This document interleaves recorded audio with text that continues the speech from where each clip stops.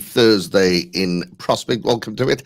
It's our breakfast. Thank you so much for switching us on this morning. Had something come across my desk speaking about funding available for ventures focused on positive parenting, but by South African fathers. And in the motivation, it spelled out just the positive impact that having a father or a father figure on a child's development can have. It piqued my interest, and as a result, we've invited onto the show this morning Head of Marketing and Communications at Innovative Edge, Nicole Biondi, who we've had dealings with on the show in other forms in the past. Nicole, very good morning. Thanks so much for your time this morning here at our breakfast.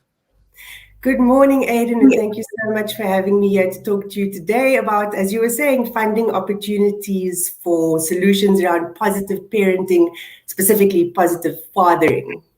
All right, and why positive fathering? What's the notion there? So it might be helpful to start with why positive fathering in the early years. So when we are, as people between the ages of 0 and 6, really that's when our foundations are being formed. And what happens in those early years, the experiences we have, really determines what happens for the rest of our lives. So, and what happened between those early years for us really determined who we are as people today. And fathers play and can play an incredibly important role in those early years. So research shows that when fathers are positively involved from the very beginning of their children's lives, children have better outcomes across a range of things. So they do better at school, they have a better chance of employment, better mental health, and that's on the children's side. On the father's side, there's also an opportunity for fathers or for men who are involved in childcare to be transformed themselves through the experience of fatherhood. All right, and I suppose what we often focus on is the lack of a father figure or the single parent household where that parent is a woman. So absenteeism fatherhood is a major and a chronic problem, particularly in this part of the world. And I suppose initiatives like this would speak to the opposite. To the positives of having active fathers involved. All right, what's been the take up to your call then for people to step forward with ideas for funding? So far it's been very good. I just want to comment quickly, I don't know what you were saying about this being a chronic problem. Yep. So about 71% of children grow up in households with a male caregiver, not necessarily a father. But what's interesting is about 36% of those are biological fathers, 35% are non-biological fathers.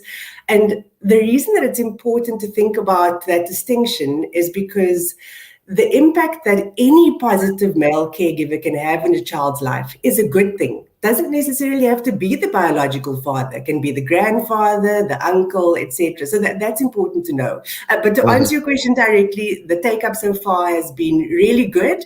But we have opportunity until the 30th of September to accept applications, so we're still accepting them. What's up for grabs is 1.3 million rand available in funding, what we call technical support, so support in terms of mentorship, coaching, really helping the solution get off its feet. So we really encourage those applications to come in. Yeah, and what are you looking for in a potential applicant, or how do you evaluate an application? I can think of loads of NGO, NPO type organizations run by women, focused on children and so on.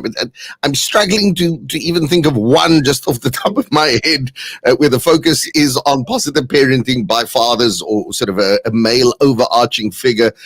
I'm struggling even to recommend anybody or anything to you. So what are you looking for? So yes, we fund NGOs, as you were describing, so non-profits. We fund for-profits. We fund social entrepreneurs, academics, literally anybody who has an innovative solution to this particular problem. What's important, though, is that the solution must be focused on children between that age that I described, so from birth to 6. The little ones, age. Exactly. And this is the difficult part. The solution needs to be sustainable beyond our funding. So generally our funding lasts for sort of 12 to 18 month period. And the idea then is that either they go on to get follow-on funding, which we'd help them with, or they go off into the market and the solution goes and reaches who it needs to reach.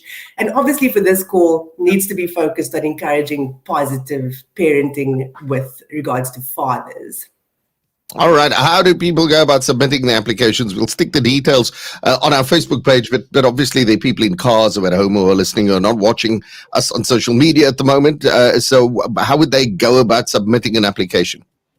Really easily, they'd go to our website. So that's innovationedge.org.za. The application form's there. And we're also having a briefing session happening this coming Monday for people who have lots of questions, few questions, any questions about the call. We're having a live briefing session to answer them. That application form is also on the website, innovationedge.org.za.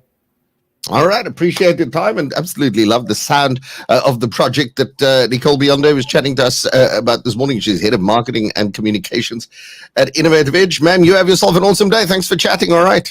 You too. Thank you.